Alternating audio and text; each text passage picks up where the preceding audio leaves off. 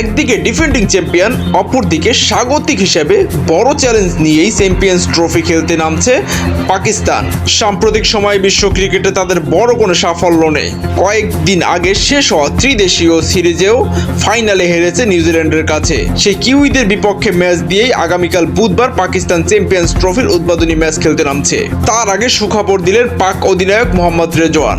New Zealand ও দক্ষিণ আফ্রিকার বিপক্ষে ত্রিদেশীয় সিরিজ চলাকালে ইনজুরিতে পড়েন পাকিস্তানের তারকা পেসার হারিস রৌফ। বৈশ্বিক আসরটিতে তাকে ফিট অবস্থায় পেতে তাকে আর সেই সিরিজে খেলানো হয়নি। তবুও ছিল অনিশ্চয়তা। সেই সংখ্যা কাটিয়ে ডান হাতি এই পেসার ফিট হয়ে ওঠার কথা জানিয়েছেন রেজওয়ান। তার মতে কোনো সমস্যা ছাড়াই এখন বল করতে পারছে হারিস রৌফ।